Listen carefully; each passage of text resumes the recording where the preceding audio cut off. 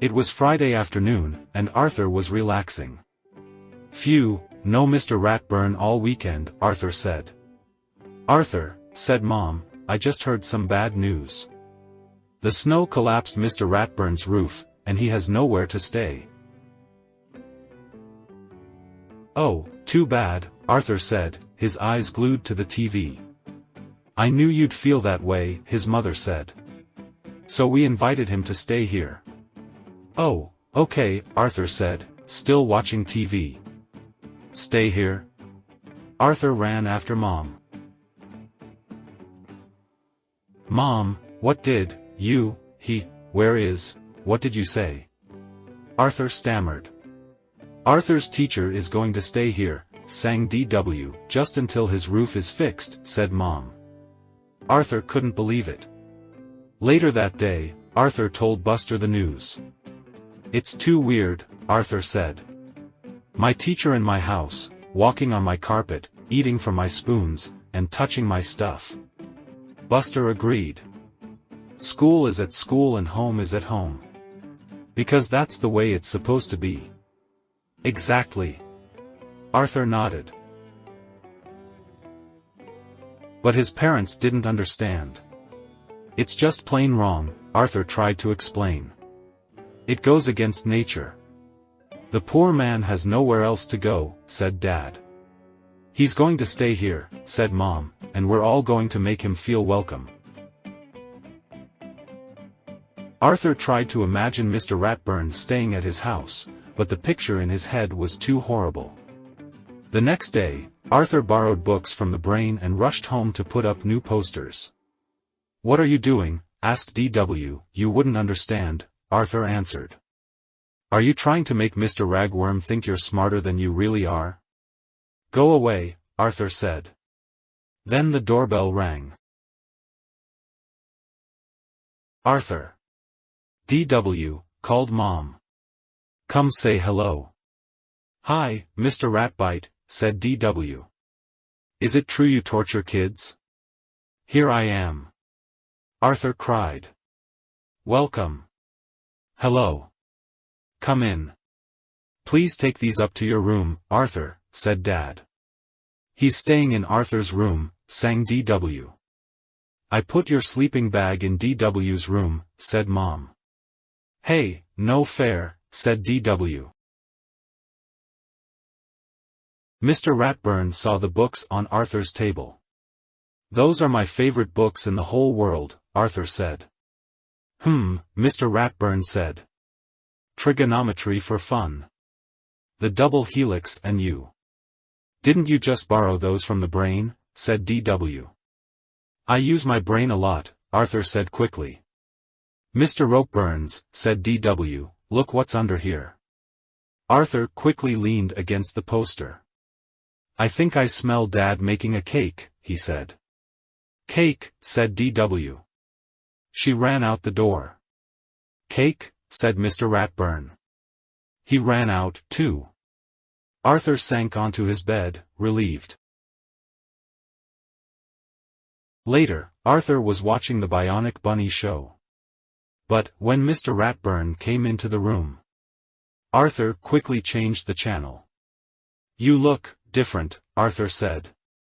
"I don't always dress for school," said Mr. Ratburn. "Mr. Rathead," said DW, "you were lucky you weren't in school when the roof fell in." "It was the roof to my home," said Mr. Ratburn. DW looked confused. "Teachers don't live at school," Mr. Ratburn explained. "We have houses just like you do." "Oh," said DW, "the world was so simple until now." "Would you like to watch one of my videos?" Mr. Ratburn asked Arthur. "Of course," said Arthur.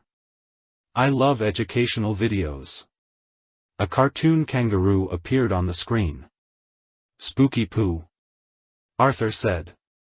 "One of my favorites," said Mr. Ratburn.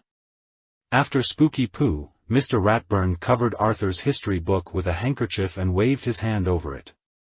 When he pulled the handkerchief away, the book was gone. Shazam! "No homework tonight."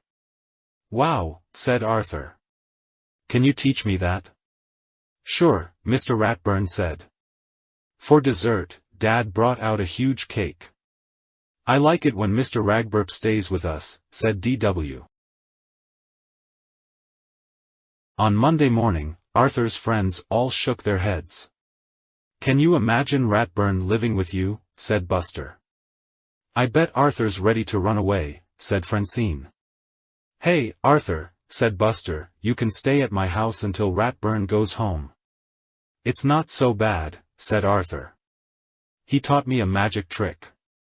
We had fun. Mr. Ratburn waved at Arthur. Arthur waved back. At lunch, everyone was talking about the math test. I got a C-, Buster said. You beat me, Muffy said. Arthur got an A, said Francine. It's not fair. Yeah, we could all get A's, if Mr. Ratburn lived with us and our fathers made cakes for him, said Muffy. But I studied hard for that test. Arthur protested. Sure you did, everyone said. After school, all of Arthur's friends were busy. Want to watch some Spooky Pooh? Arthur asked. I don't think so, said Buster. I don't want to get between you and your new friend. Want to go to the sugar bowl for some hot cocoa? Arthur asked Francine and Muffy. Francine shook her head. Sorry. We're already going to the sugar bowl for some hot cocoa. Then the brain asked for his books back. Sure, said Arthur. I'll bring them to your house. No thanks. Please bring them to school, said the brain. Teacher's pet, sang Binky. That means you, Arthur. Then he handed Arthur a note from Fern. Arthur walked home alone. Pal was at the door to greet him.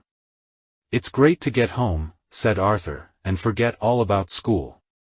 Mr. Ratburn was at the kitchen table, eating cake. Oh, said Arthur. Hi. He quickly left the room. Later, Arthur showed Fern's drawing to his parents and Mr. Ratburn. And Binky called me a teacher's pet, Arthur said. Maybe I should talk to everyone, said Mr. Ratburn. No. Arthur said. That will make it worse. You know I wouldn't give you special treatment, Mr. Ratburn said. And you have studied hard lately. If you give me an F, said Arthur, that'll prove I'm not a teacher's pet. Soon they'll realize that they're wrong, said Mom. Not as soon as if he gave me an F, said Arthur. Tuesday at lunch, everyone made fun of Arthur. Teacher's pet, sang Binky. If cake gets you 1 A, will apple pie get you 2 A's, said Francine. Maybe with some vanilla ice cream on top, said Muffy. Arthur tried to laugh. Mr. Ratburn walked over. Arthur, I won't be staying at your house anymore. Really? Said Arthur. Mr. Ratburn nodded. I need to be closer to my house to supervise the work on my roof, so. Francine's parents have invited me to stay with them. After that, I'll be staying at Binky's house. Who knows, said Mr. Ratburn as he walked away. I may also stay at Muffy S., Buster's, Fern's,